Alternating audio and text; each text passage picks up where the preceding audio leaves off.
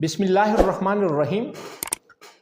Health expert hub के साथ मैं हूं डॉक्टर मोहम्मद रसूल। डेयर व्यूअर्स, आज हम आपको बताएंगे हेमोराइड्स के बारे में कि हेमोराइड्स क्या है। तो डेयर व्यूअर, हेमोराइड्स जिसे आम ज़बान में बवासीर कहते हैं, ये आंतों की एक बीमारी है। डेयर व्यूअर, इस बीमारी में आंतों की जो वेन है उसमें सोजश हो जाती है, यानी कि उसमें स्वेलिंग हो जाती है, बाज़ औक़ात उनसे ब्लीडिंग होती है। और जब ये काफ़ी ज़्यादा बढ़ जाए डियर वीवर, तो फिर क्या होता है, तो फिर एक फिस्टोला बनता है, एक जिसे आप वेन में ब्लड क्लॉट हो जाता है, एक थैली नुमा बन जाती है, पिंसी नुमा बन जाती है, जो कि एनस, बिल्कुल एनस में होती है, रेक्टम में होती है। डियर वीवर, इसकी इलामात में ये है कि आपको ब्लीडिंग हो सकती है। बाज़ औक़ात ऐसे होता है कि सिर्फ ब्लीडिंग होती है, पेन नहीं होती। और बाउल मूवमेंट जो होती है, जो हमारे आंतों की जो मूवमेंट है, उसके साथ ब्लीडिंग होती है।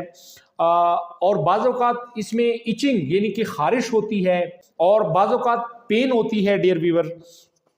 और उसके बाद लीकेज ऑफ फेसेस, बाज़ औक़ात पखाने का जो इखराज हो जाता है बाज़ पेशेंट में, जो है यानी कि गैर इरादी तौर पर पखाने का इखराज होता है।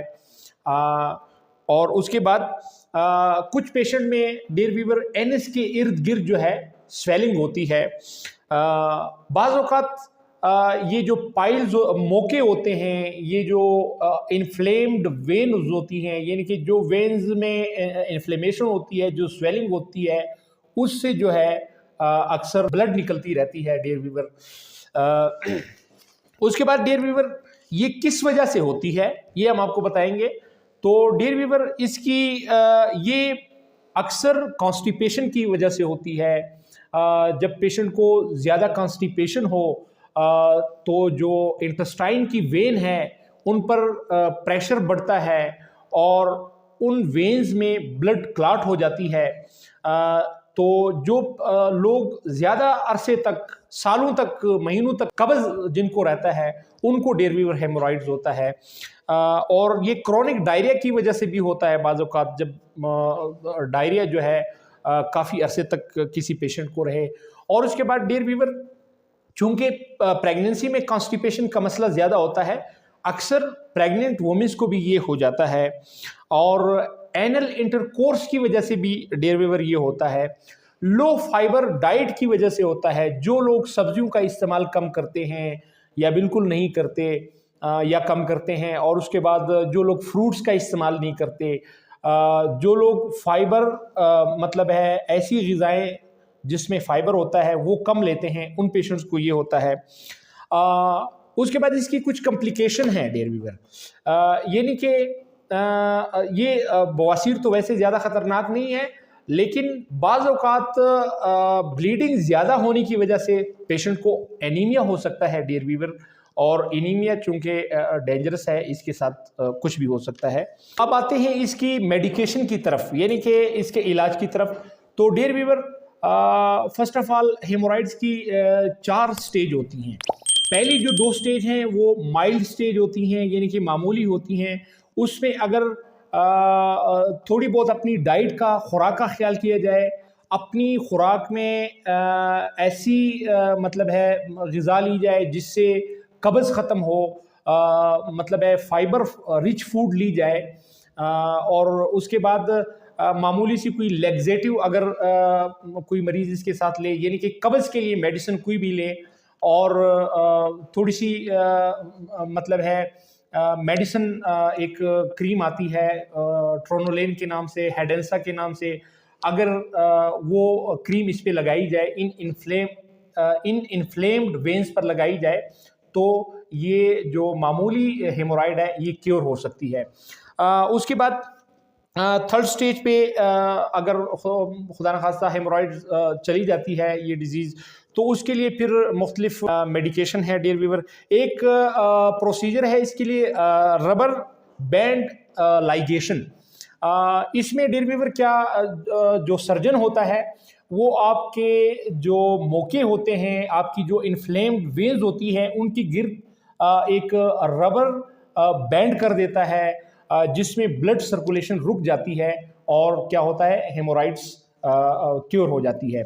दूसरी एक प्रोसीजर है, एक जिसमें इंजेक्शन लगाया जाता है, स्क्लेरोथेरेपी इसे कहा जाता है। स्क्लेरोथेरेपी में डियर व्यूअर एक इंजेक्शन होता है जो उन इन्फ्लेम्ड वेन्स में लगाई जाती है, यानी कि उन मोकों में लगाई जाती है, जो क्या करती है, ब्लड सर्कुलेशन को ख़त्म करती है उन वेन्स में, जिससे बवासीर क्योर हो जाती है। तीसरा एक लेज़र प्रोसेस है डियर व्यूअर, लेज़र के ज़रिए भी सर्जन जो है, लेप्रोस्कोपिक सर्जन जो है वो हेमोराइड्स की ट्रीटमेंट करते हैं। और लास्ट में डियर व्यूअर इसका जो है एक प्रोसीजर है, सर्जिकल प्रोसीजर है, जिसे हेमोराइडेक्टोमी कहते हैं।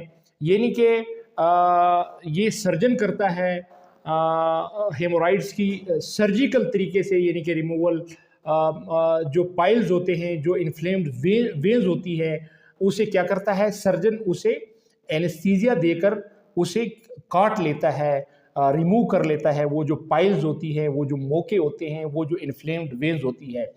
तो डियर व्यूअर अब आते हैं हम इसकी प्रिवेंशन की तरफ कि कैसे हेमोराइड से बचा जाए, हेमोराइड से कैसे बचा जाए, बवासीर से कैसे बचा जाए। तो dear viewer first of all तो आप फाइबर रिच फूड लें, यानी कि आप वेजिटेबल्स का इस्तेमाल अपने डाइट में ज़्यादा करें, फलों का इस्तेमाल करें। उसके बाद आप ज़्यादा से ज़्यादा डियर व्यूअर पानी लें। पानी पीने से आपकी जो कॉन्स्टिपेशन है वो ख़त्म होती है। डियर व्यूअर हेमोराइड्स पहले भी मैंने आपको बताया कि ये कब्ज़ की वजह से होती है। जिन लोगों को काफ़ी देर तक, काफ़ी अरसे तक कब्ज़ होती है, ये उसकी वजह से होती है। तो जब आप फाइबर लेते हैं अपने मतलब सब्जियां लेते हैं, आप फाइबर रिच फूड लेते हैं, ज़्यादा पानी लेते हैं, तो आपका स्टूल नरम होता है, जिसकी वजह से आप मतलब है हेमोराइड से बच सकते हैं। और उसके बाद एक्सरसाइज है डियर व्यूअर, आप एक्सरसाइज करें।